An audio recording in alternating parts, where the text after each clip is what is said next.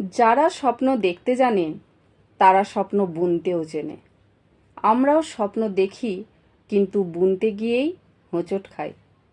বারবার হোঁচট খেতে খেতে মানসিকতাই নষ্ট হয়ে যায়।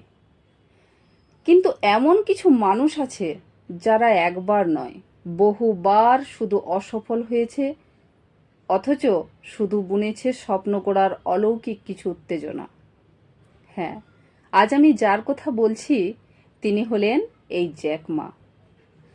1964 সালে চীনে জন্ম নেয়া এক অদম্য ব্যক্তি হলেন এই জ্যাক মা।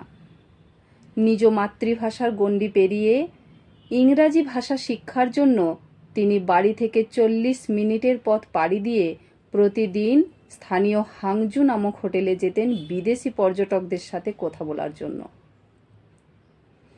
ইংরাজি শিক্ষার উদ্বিগ্নতা তাকে বহু দূর নিয়ে গেছে। ইংরাজি কথোপকথন শোনার জন্য রেডিওতে কান পেতে থাকতেন। তারপর ইংরাজি ভাষা রপ্ত করার উদ্দেশ্যে হোটেলে চাকরি নেন। এমনই একটি চাকরি যার কোনো আর্থিক মূল্য নেই, অর্থাৎ বিনা পয়সায় তিনি পর্যটকদের পথ প্রদর্শন করাতেন। তার একটাই উদ্দেশ্য, বিদেশিদের সাথে কথোপকথন।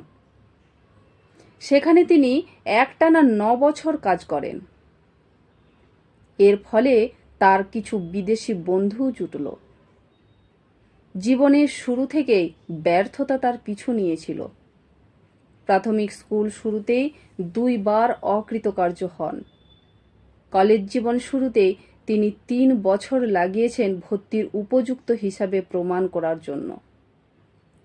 গণিত পরীক্ষায় তার প্রাপ্ত নম্বর 1 মার্ক।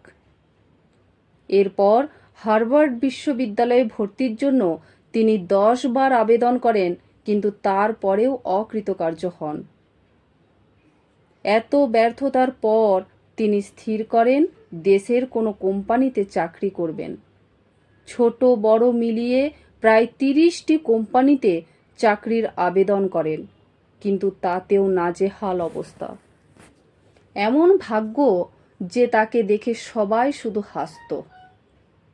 একটি বিশ্ববিদ্যালয়ে তিনি তৎকালীন $12 বিনিময়ে ইংরাজি প্রশিক্ষক হিসেবে কাজ শুরু করেন। এরপর তিনি রপ্তানিমুখী ব্যবসার জন্য ইংরাজি অনুবাদ কেন্দ্র চালু করেন।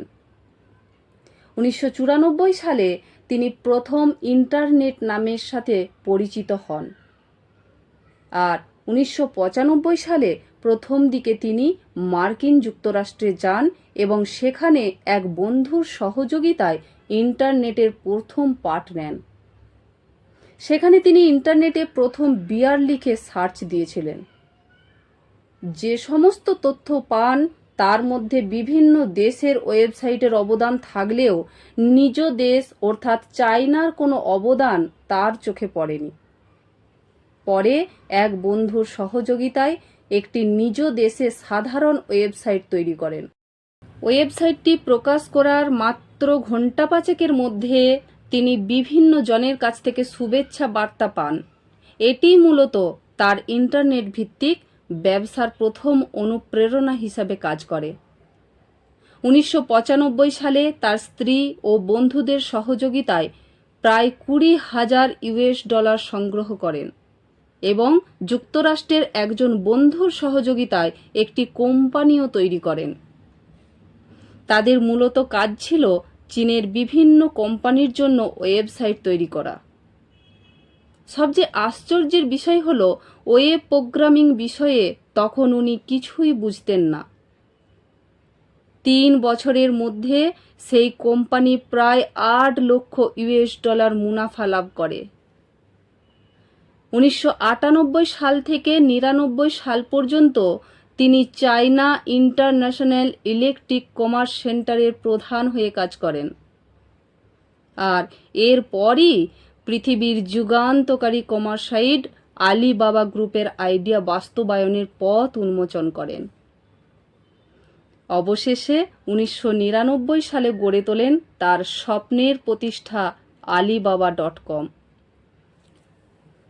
$12 দিয়ে কাজ শুরু করেও আজ 2,500 কোটি টাকার মালিক এই জ্যাক মা।